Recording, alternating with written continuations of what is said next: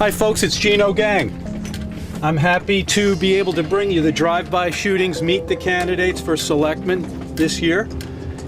Want to just briefly let you know that if you'd like to advertise on Channel 17 and on your website and on Facebook, we make 2-minute videos and 15-second videos that are very effective. We're only going to take so many this year because last year we were so busy and we've been growing so quickly. So get on, get in, and we're here for you. And thanks for watching, and we'll see you real soon.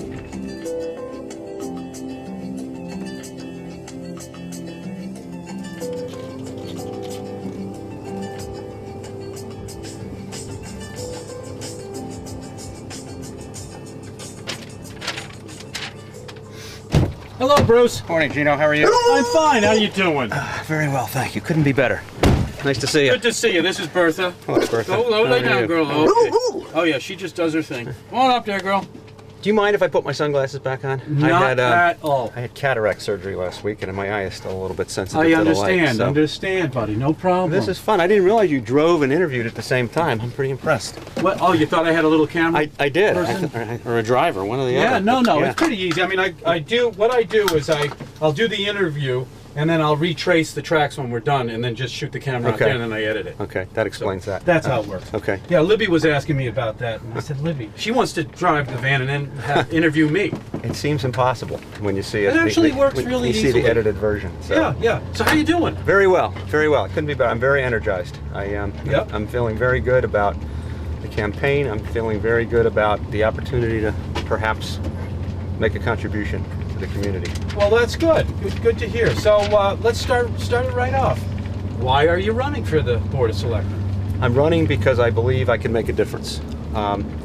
As you know, I served on a finance committee for, I think it was 14 years, and the last couple of years I was getting very frustrated and disillusioned, and I kind of walked away thinking that it had largely been not a waste of time, but the return on my time wasn't as good as it could have been. And in retrospect, I think now that really wasn't the case. I became too cynical, and I think I did make a difference. There were a number of issues that were raised in the late 90s, early 2000s that took a long time to resolve, and I'm a very impatient person, and so if I didn't see results immediately, I was disappointed. I realize now that 10 years, five and 10 years later, things have improved. Tell us what was disillusioned about it. A lot of it, pertained to the budget and what I perceive to be a lack of responsiveness to some of the issues, particularly with regard to, say, productivity.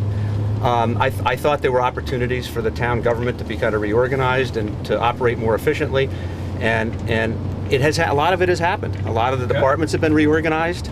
I think Libby's done a terrific job of identifying opportunities, and obviously not everybody's pleased by them, but it's a big step in the right direction. And the key underlying factor to all of this is that the only way that the town as a business, so to speak, can keep paying more and providing good benefits to the employees if we become more efficient. And we've started to take steps to become more efficient, which I find very gratifying. So your background, what does it bring to being a board member? My background is multifaceted. I think I bring a lot from a lot of different areas. I was in the hotel business for 10 years.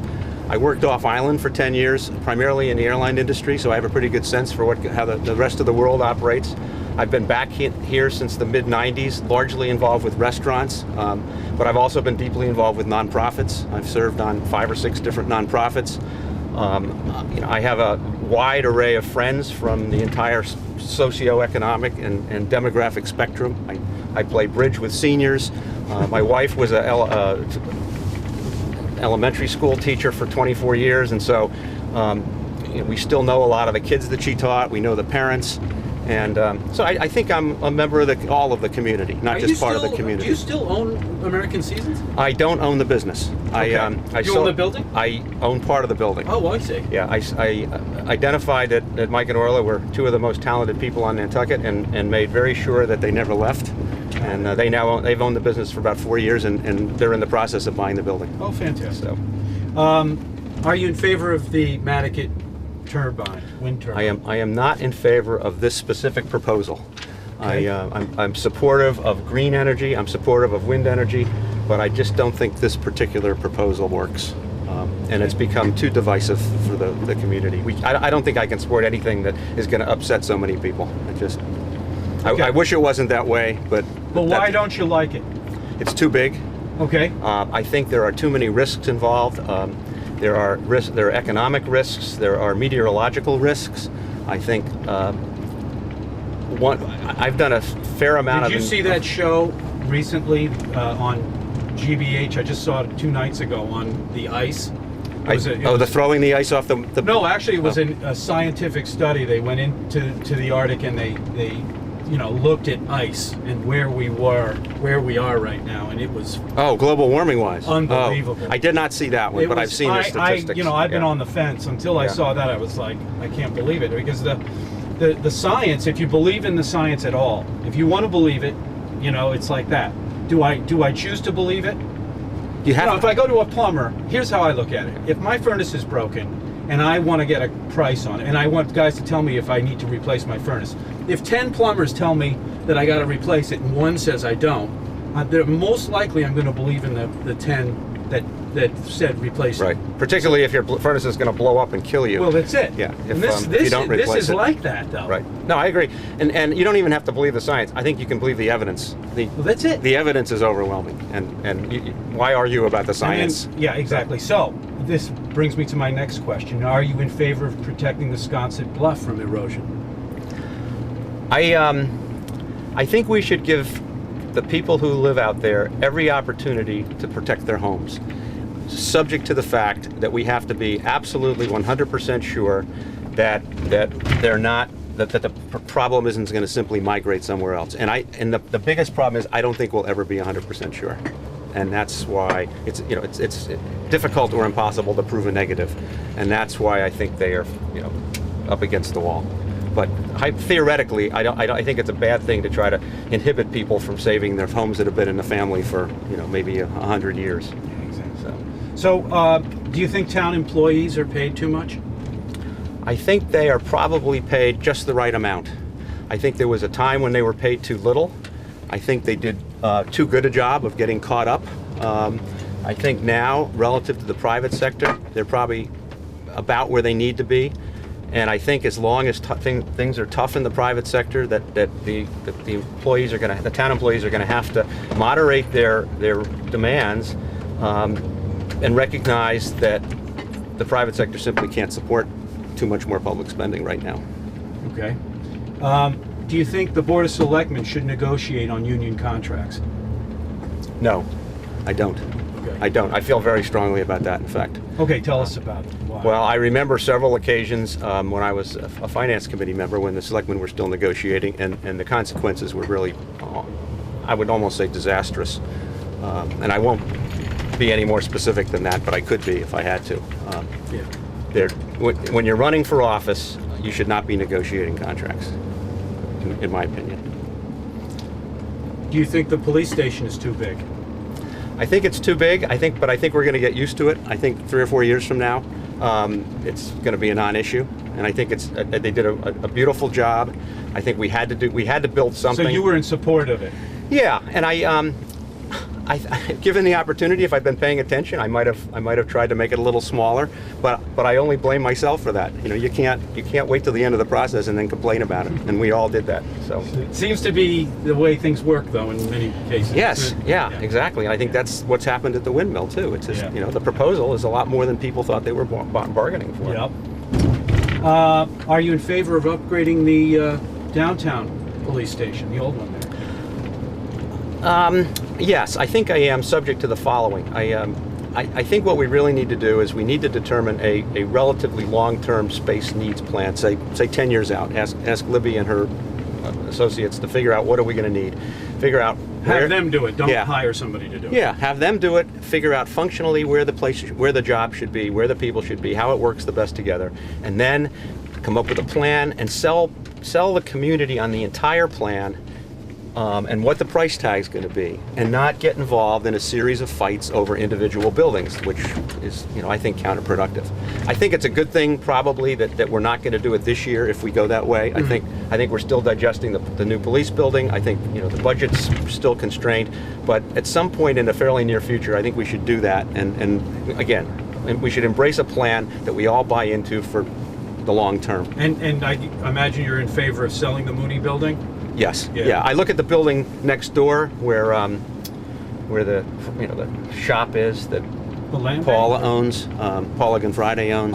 Yeah. Gypsy. Yeah. You look at that and you look at the Mooney building, and I think the Mooney building needs to be more like Gypsy. I mean, it's a perfect opportunity for a retail space, Yep. and it just is not appropriate for town offices. Do you think the town manager is too powerful? No, I think I would encourage the town manager to run as fast and as hard as she can on any issue that she perceives to be important. We can always rein her in. She's only as powerful as we allow her to be, and I think having some friction between a town manager who wants to be aggressive and selectmen who are there to oversee what she's doing, I think is a perfect formula. You think you'll be able to work well on the board with the other members? Absolutely. I've worked with all of them in various capacities during my finance committee years. Also, I've worked with several of them in my nonprofit associations.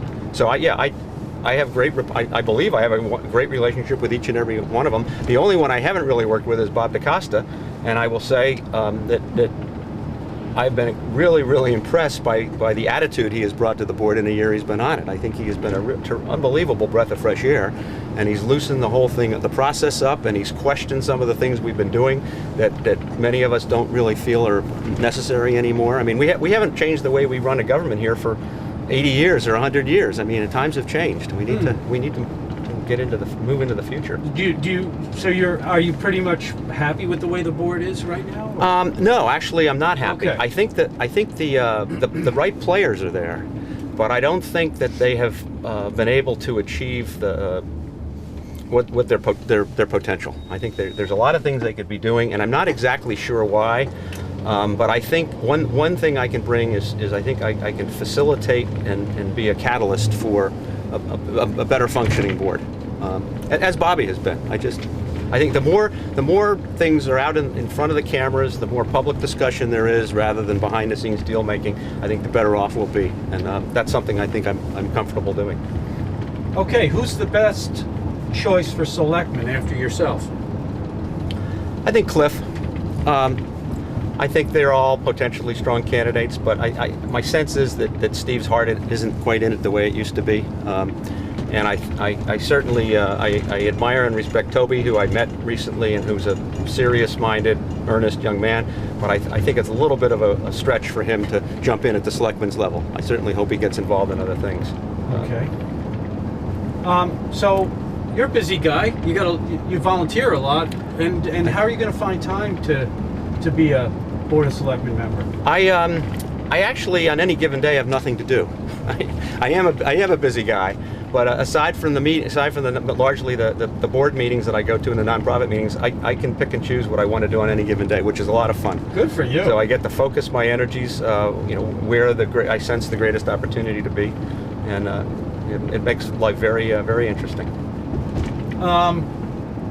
Sachem's Path. What your thoughts on that? Are you in favor of it? I've done a lot of research. I've talked to lots of people on both sides of it. I think I'm going to come down in favor, and I reserve the right to change my mind. But you're on the finance committee. I am, and I reserve the right to change my mind. But the evidence is accumulating a little bit more strongly on the plus side than on the negative side. Interesting. Do you want to talk about why you're thinking that? I think. Why you changed your mind, I think we're going to eventually spend the money there. So if that's the case, I think there's an argument for doing it sooner rather than later. Building costs are still pretty low. Mortgage rates are low. I think there's plenty of guys in the construction trades who are looking for work.